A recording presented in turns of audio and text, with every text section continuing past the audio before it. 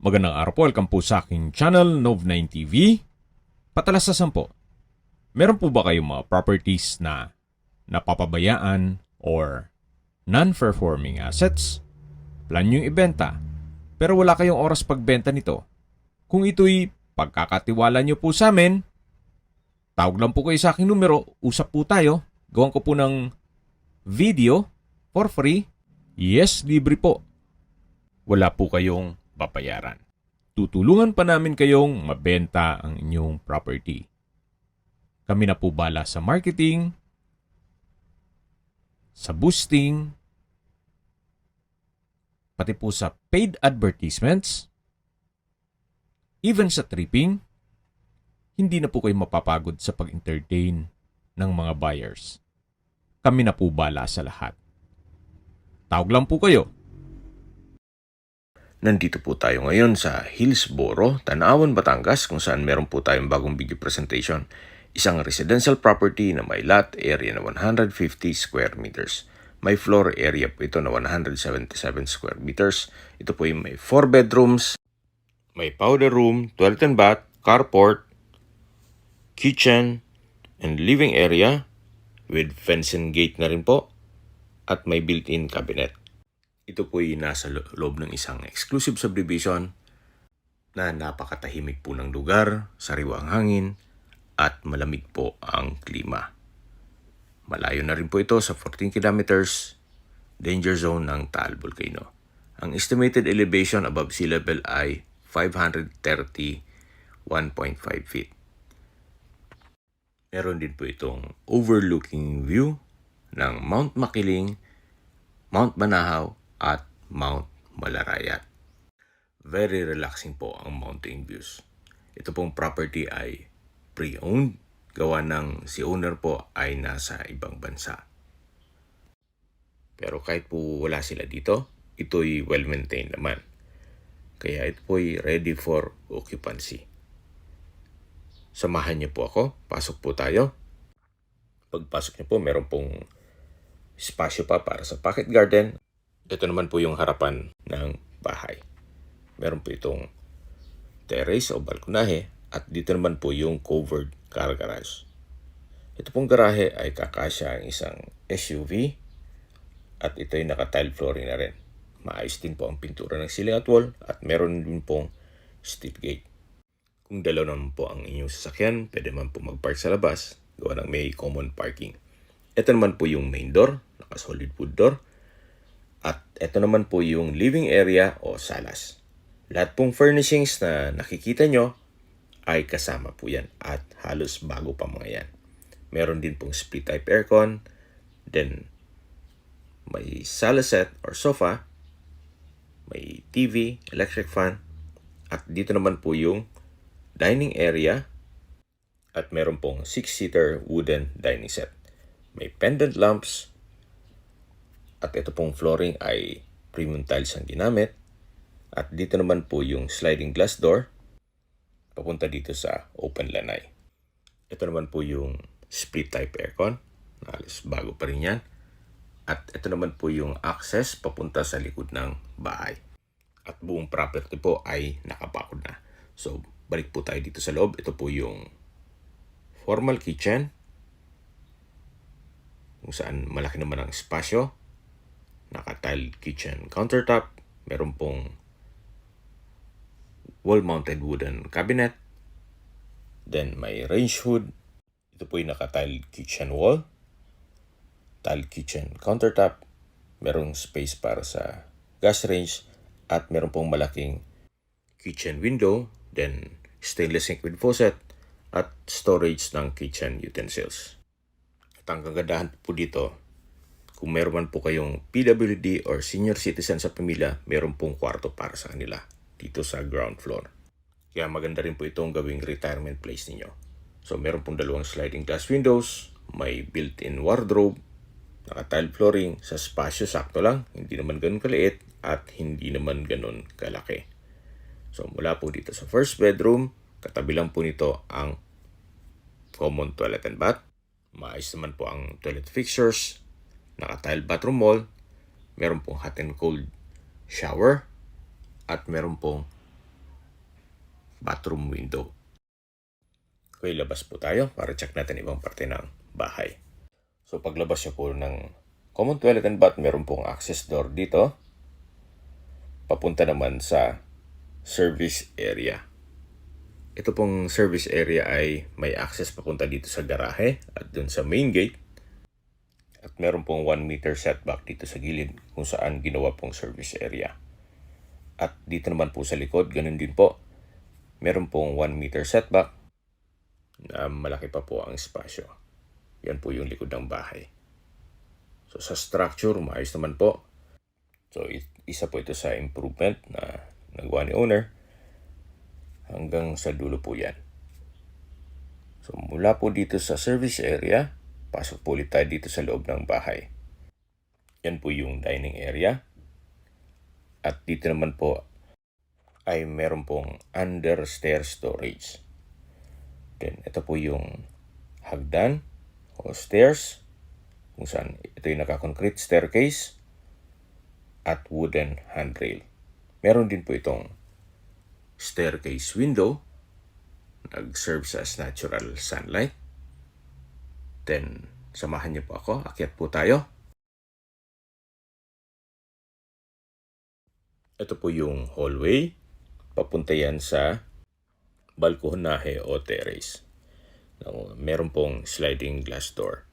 So, check po muna natin itong common toilet and bath dito sa second floor. Maayos naman po ang toilet fixtures, naka-tile bathroom wall. Meron din po itong overhead shower, bathroom window, at shower curtain. So labas po tayo. Check po natin itong first bedroom. Sa spasyo, sakto lang. Hindi naman ganun kaliit at hindi naman ganun kalaki. Meron po itong dalawang tempered glass windows. Then meron pong built-in wardrobe from floor to ceiling po yan. Then ito pong tile flooring ay wooden design. Labas po tayo para check natin yung kabilang kwarto. So ito po ulit yung hallway. At ito naman po yung pangalawang kwarto. Ito pong pangalawang kwarto ay ganoon din po. Hindi naman siya ganun kaliit at hindi naman ganun kalaki. Meron pong sliding glass window, naka wooden tile flooring. Then meron pong from floor to ceiling na wardrobe. Lahat pong nakikita nyong gamit ay kasama po yan. Labas po tayo para check natin yung master's bedroom. Napakalaki po ng espasyo nito. Naka wooden door, naka tile flooring, at meron pong blackout curtain. Naka pin light sang ceiling. Meron pong built-in wardrobe, drawer, and dresser. Meron din po itong sariling toilet and bath kung saan malaki naman ang espasyo. Maayos naman ang toilet fixtures. Elegante itong tiled bathroom wall at may overhead shower. So, ito pong master's bedroom ay may access door papunta sa balkonahe o terrace na kung saan napakaganda po ng tanawin. Tanaw niyo po ang Mount Makiling na kay sarap pong pagmasdan. Very relaxing. Ito pong balkonahe ng kwarto ay nakabukod. Pasok po ulit tayo dito sa loob at dun po naman tayo sa kabilang side ng balkonahe. So ito po yung master's bedroom at paglabas nyo po, malapit na po yan sa hagdan.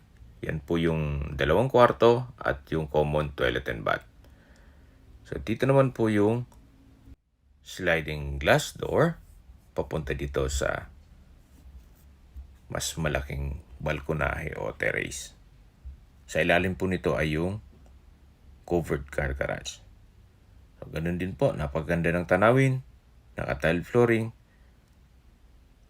At dito naman po sa structure ng bahay ay maayos na maayos.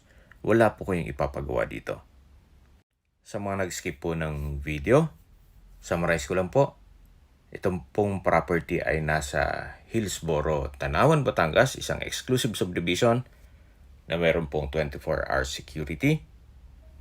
At kumpleto din po ang amenities gaya ng clubhouse, infinity pool, parks and playgrounds, at basketball court.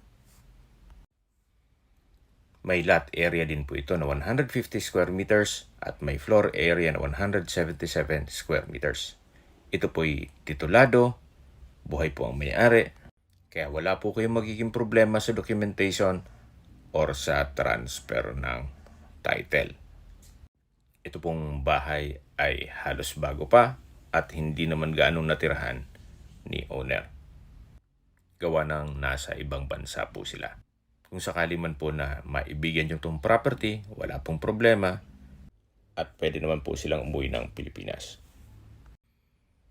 Ang kagandahan pa po dito, may laman na yung loob ng bahay. So, furnished po ito at hindi naman po ganun kagamit. May fence and gate. So, recap lang po ito bago natin tapusin ang video.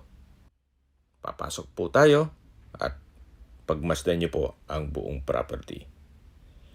Ito po ulit yung garahe. Yan po yung access papunta service area. At ito naman po yung main door. Naka-solid wood door. Napaganda ng disenyo. Ito yung living area o salas kung saan napakalaki ng espasyo. Open concept lang, kaya maaliwalas. Meron na rin po itong split type aircon at mga furnishings. Ito po yung dining area na may dining set at pendant lamps. At sa dulo po ay yung kitchen. Dito po sa kitchen ay malaki naman ang espasyo. Meron pong mga wall-mounted wooden cabinet. At dito naman po yung open lanai na may access. Papunta naman ito sa likod ng bahay. So, single detached po ito. Kaya meron pong 1 meter setback sa palibot nito. Gaya po nang sabi ko sa inyo kanina, kung meron man po kayong PWD or senior citizen sa pamilya, meron pong kwarto para sa kanila. Ito po yung kwarto sa ground floor. Then, ito naman po yung common toilet and bath dito sa ground floor. At dito naman yung access door papunta sa service area. Habang naglilibot po tayo, pag-usapan na natin ang distance, location at travel time. Mula po sa Laurel Memorial District Hospital, ang distance is 650 meters at ang travel time is 2 minutes. So, yan po yung lagi kong binabanggit sa inyo na dapat nyo i-consider sa paghanap ng property, yung meron pong malapit na hospital. Hindi ko naman po sinasabing sakitin kayo. Yan man po for emergency purpose lang naman. Kaya napakaganda pong gawing retirement place nyo po ito. At mula naman po sa Victory Mall and Market, Tanawan, ang distance is 3.2 kilometers at ang travel time is 8 minutes. Ang Victory Mall po ay nasa bayan mismo ng Tanawan. So, napakalapit lang po. At mula naman po sa City Hall ng Tanawan, Batangas, ang distance is 950 meters. Napakalapit lang. At ang travel time is 3 minutes. Mula naman po sa First Asia Institute Technology, ang distance is 4.2 kilometers at ang travel time is 11 minutes. Mula naman po sa Walter Mart, Tanawan, Batangas, ang distance is 4.7 kilometers at ang travel time is 10 minutes. Mula naman po sa Tagaytay, ang distance is 25.3 kilometers at ang travel time is 44 minutes. At kung manggagaling naman po sa airport, ang distance is 61.2 kilometers at ang travel time is 1 hour and 2 minutes. Okay, sa presyo na po tayo. Binebenta po ito ni owner sa halagang 8.2 million pesos net. Ibig pong sabihin, si buyer po ang sasagot sa lahat ng taxes at expenses with regards to documentation. Kung may mga katanungan po kayo or gusto mo paset ng tripping dito sa property to, tawag lang po kayo sa aking numero. At sa mga kababayan naman na natin nasa ibang bansa, meron po akong Telegram. Sa mga iPhone user man, may iMessage. Meron din pong Imo, Skype, Viber at WhatsApp. Same number lang po, 0917-316-3399. Sa mga nagtatanong naman po ng aming Facebook, meron po aming Facebook page na Nov9TV at Facebook Real Video. Meron din pong TikTok at Instagram. May ibang YouTube channel po kami, the Nov9 TV channel, Nov9 TV Listings, Nov9 TV On The Spot, Nov9 TV Updates, at Nov9 TV House Rental. Sana po naibigyan nyo ang video presentation. Paki-like and subscribe na lang po sa aking channel para ma-update din po kayo sa aking future listings. Kung sakali po hanap nyo yung mas malaking sukat ng lupa, meron din po kami ibang listings na pwede nyong pagpilian. Huwag po kayong mag-atubiling tumawag sa amin. Then, let us know your budget para malaman namin kung anong property pwede naming ilog sa inyo. Sa lahat pong viewers, subscriber at nagtiwala po sa amin, salamat po sa suporta. Ingat po kayo lagi at yung pamilya. Maraming salamat po.